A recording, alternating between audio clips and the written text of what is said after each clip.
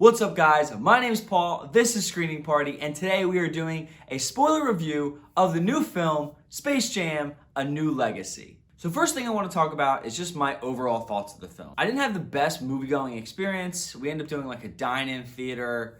There's a lot of movement, a lot of distraction. There were lights like on if you've ever been in a dine-in. So my movie-going experience wasn't the best out the gate, and I could feel myself getting distracted a lot during this movie. First thing I really thought of was it was just super choppy. Like, I mean, I get it, it's Looney Tunes, it's supposed to be like crackhead energy, as we call it, just like all over the place. But I felt like the story just didn't really flow the way it needed to, and it didn't really make as much sense because it didn't have that flow. Like, it was just kind of all over the place. But I did really like the ending when they were playing the basketball game, and it was all over the place. It was like, oh, Porky Pig is rapping, which was super fun.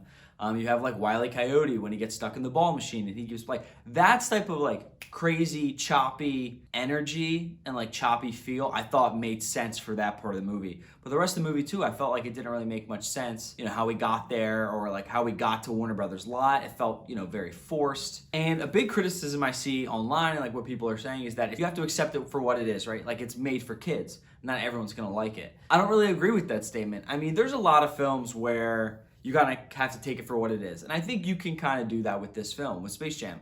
And I do it with the Fast and Furious franchise. And a lot of people do it. It's like, oh, like those movies make no sense. It's like, yeah, but it's part of the gag almost. Like it's a lot of fun and it's kind of, but they still do make sense. And you're there for the action sequences and the car races and the explosions and all that stuff.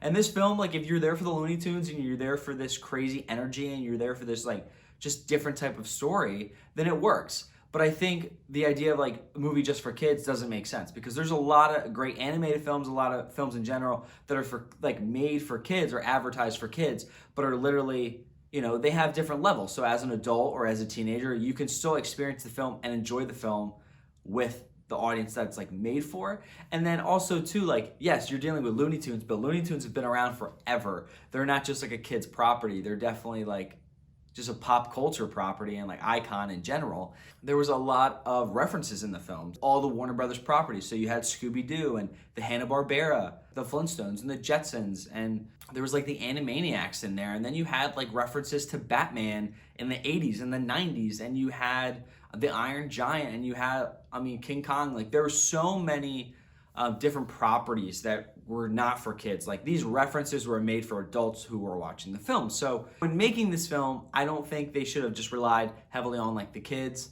I think Space Jam 1 came out in 1996 and it's 25 years later. So like there's people who are gonna like that film and come back to it, this film. So, there's a larger audience for this film that I don't think they knew they had. And then I also just want to say that everyone's giving this film like a bad rap, and you have to think like the first Space Jam has a really horrible Rotten Tomatoes score. Like it doesn't hold up as well as you might think it is, or at least in my eyes. Like I think it's fun. I do think it's better than this film, but I don't think that it's the film, this amazing spectacular that everyone wants it to be, or that they were comparing the New Legacy to the original Space Jam. Like the original Space Jam is what it is. And this film is what it is. It's like okay, and that film was okay, and you know what I mean? Everyone's like, oh, like it's never gonna beat the original Space Jam, or like it was never good. It's like that film wasn't that great. Like it was okay, but it's not like the best film in the world.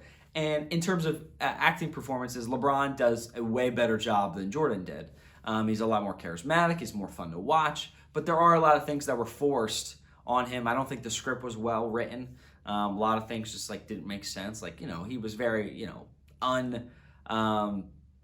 considerate to his kids. Like he wasn't really paying attention to his kids, and he wasn't really listening to them. And I get it was more for the story perspective, but it just didn't feel realistic, especially knowing him as a person. Like I feel like you could have played him more like how he is in real life and still found an issue in things that he does or how he operates with his kids and make it more realistic so that the story could progress and it can make it just like feel better with the story instead of everything being forced, choppy, and like him saying lines that I didn't think he would say or just didn't make sense to me.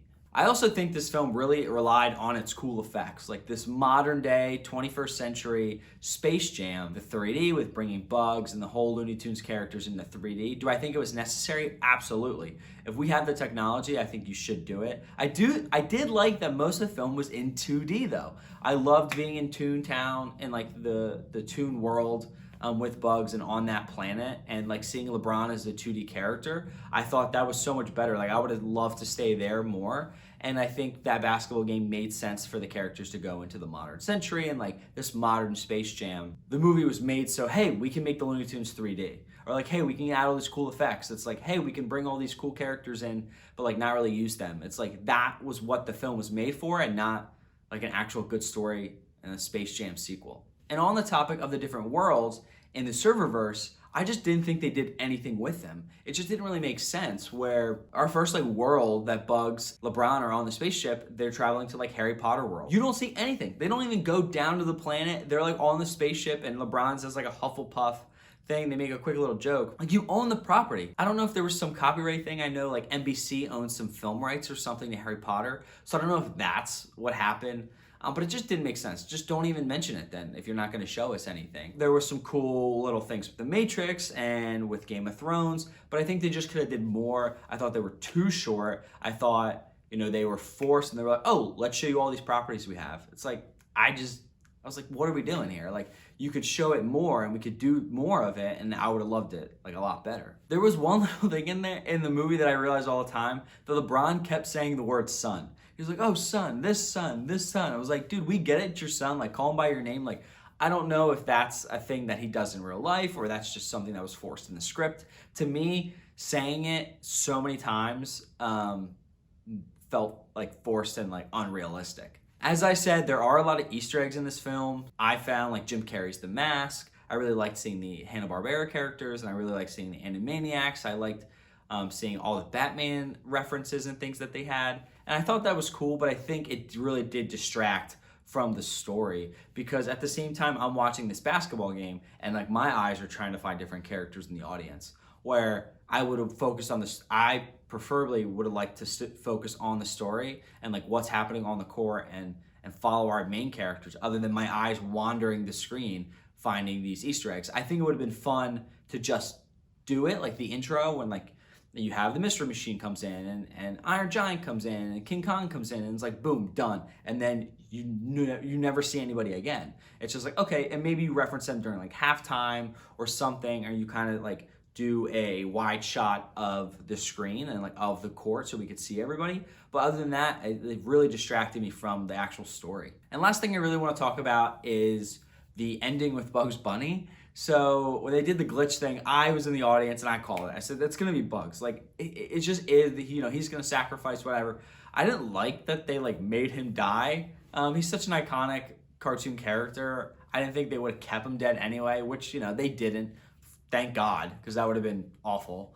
It's just a waste anyways. If you kill him off, it's just an absolute waste.